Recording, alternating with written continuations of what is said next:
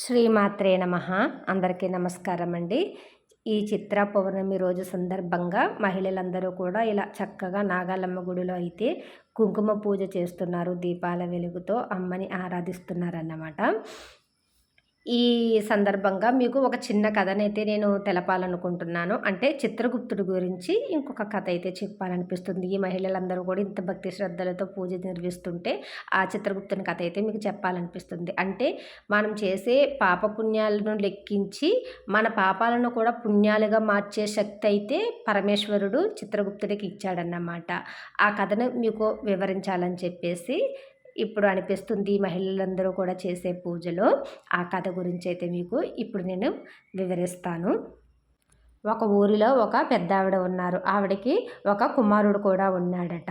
ఆవిడ ఏ పని మొదలుపెట్టినా కూడా ముందు ఇంకొకరికి ఉపయోగపడాలనే ఒక తత్వం కలిగిన ఒక పుణ్యాత్మురాలన్నమాట. ఆవిడ దేవుడి సేవ చేయడము, ఇతరులకు సహాయం చేయడం అనే ఒక మంచి తత్వంలో జీవనం అయితే కొనసాగించిందన్నమాట. కానీ ఆవిడ కలిగిన కుమారుడైతే ఈవిడికి పూర్తిగా వితండవాదంగా నడుచుకునే తత్వం గల కుమారుడన్నమాట. ఈవిడ చేసే పుణ్యాలకి ఆయన చేసే పాపాలకి చాలా వ్యత్యాసం ఉన్న ఒక కుమారుడికి జన్మనిచ్చిందన్నమాట. పాపకర్మలు అంటాం కదా, ఆ విధంగా అన్నమాట.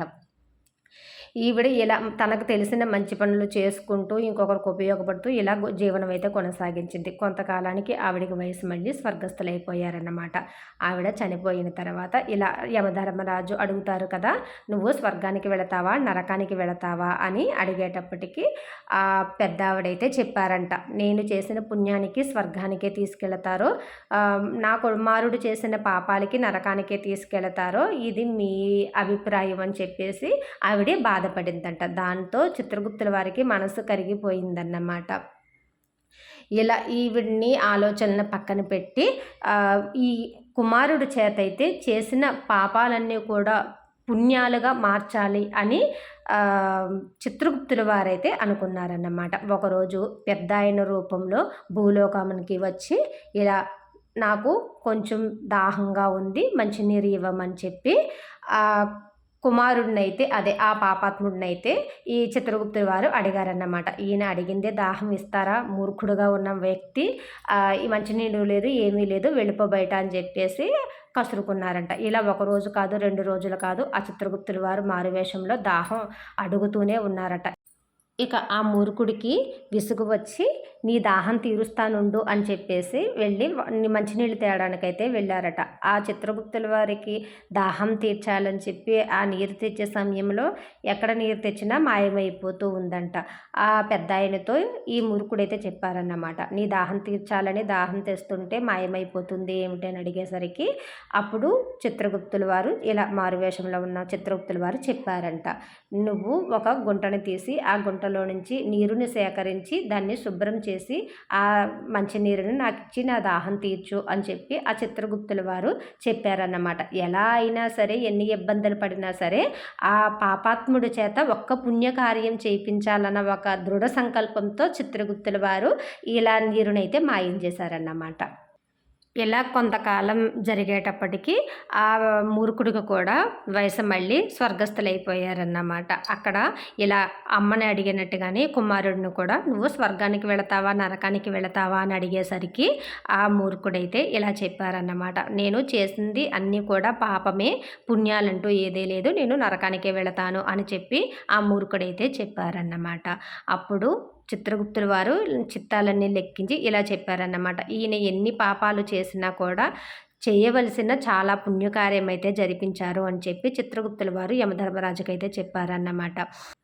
యమధర్మరాజు ఏమిటి ఆ పుణ్యకార్యం అని అడిగేసరికి ఆ పెద్దాయన ఇలా చెప్పారన్నమాట, దాహంతో ఉన్న ఒక పెద్దాయనికి దాహం తీర్చాడు, అది కూడా తనం స్వయంగా ఒక గుంటను తవ్వి ఆ గుంటలో నుంచి నీరును సేకరించి ఆ నీరుని శుభ్రం చేసి ఆ పెద్దాయనకు దాహం తీర్చాడు.